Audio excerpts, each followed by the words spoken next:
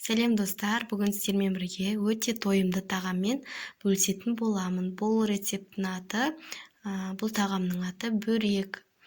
Алдағы неде қалай жасалу керектерін барлығын түсіндіріп айтатын боламын. Менімен бірге соңына дейін көріп, сіздер де жасап көріңіздер. Ең алдымен ұнымызды құрғақ ыдысымызға салып аламыз. Қанша керектігін описанияға барлықтарын жазып қоятын боламын. Сол жақтан қарап, өлшеп жасасаңыздар болады.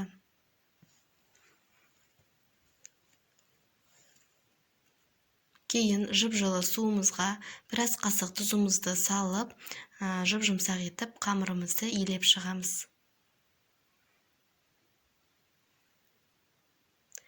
Қамырымыз көбейленген сайын қамырымыз өте жақсы болып шығады.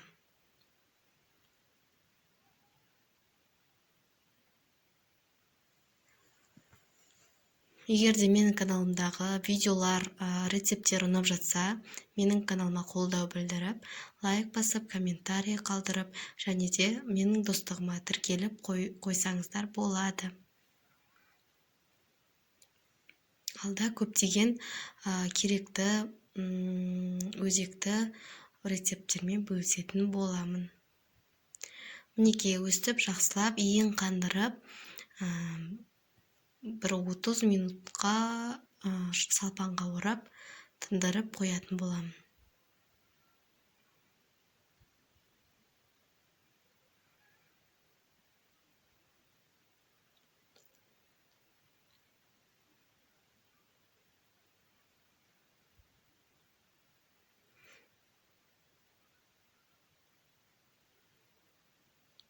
Ендігі кезекте иіміз қанып шықты. Ендігі біз бұларды бөліктерге бөліп аламыз. Менде 6 бөлік жасадым. Мінекей мен жасап алдым. Енді осылай оқтаумен жайып, шелпекке жайғандай етіп жайып аламыз да. Сары майымды мен ертіп алдым. Ертіп, жақсылап шылқылдатып тұрып майды жағасыздар. Себебі бұны қазір біз оқтаумен емес, қолмен жаятын боламыз. Майы көбірек болған сайын жақсы жайылады. Міне осты бір-бірінің үстіне қабаттап, осылай барлығын жасап шығамын.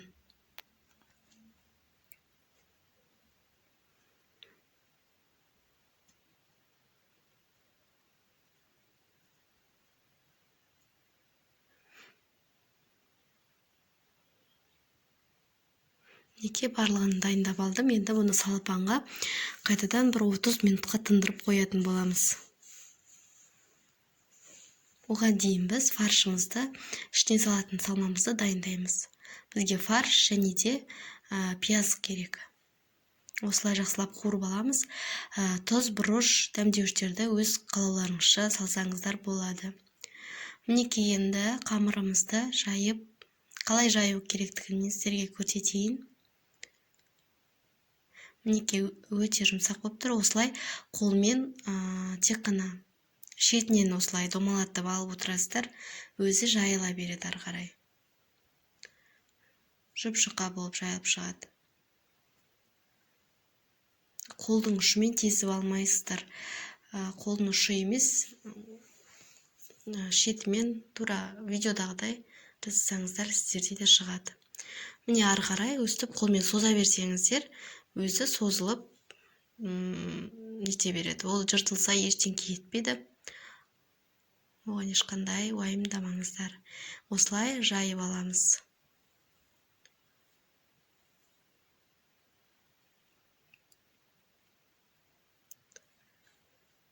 Мінекей асты ап-анық көрініп тұр. Енді салмамызды салсақ болады. Осылай шетін бір қайырып аламыз, салмасын салатын жерімізге.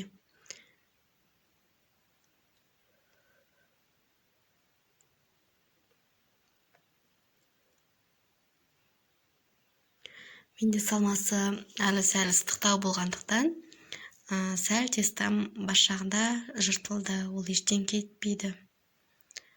суытып жасаңыздар дұрысырақ.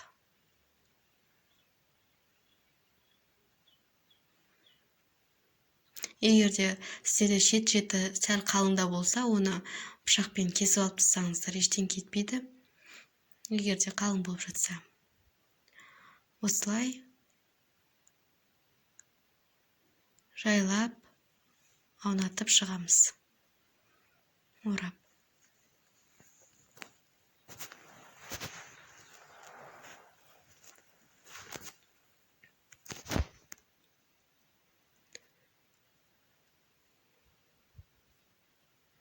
Табамызды майлап, жаңағыдай орап шығамыз. Енді қайта біреуін көрсетіп шығайын. Осылай қолын шетімен ғана, сыртымен, қолын сыртымен.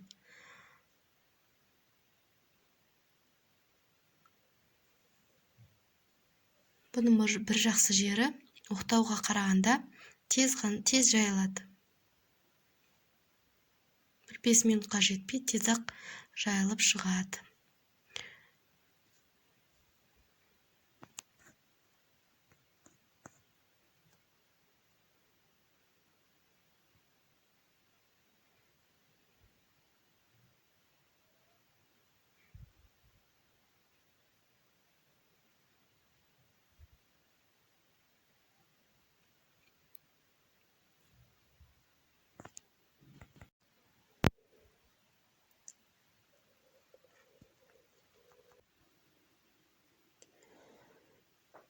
Дәл жаңағы бірінші көрсеткеніндей жасап шығамыз.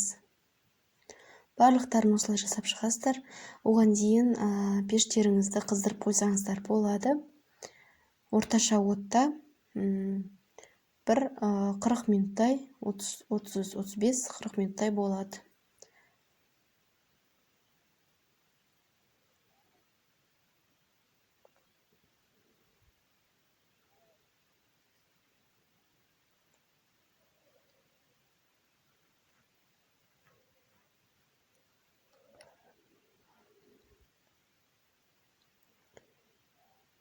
Міне осы біріншімізге жалғастырып, осылай жасап шығамыз. Барлығын осылай бір-біріне жалғаймыз.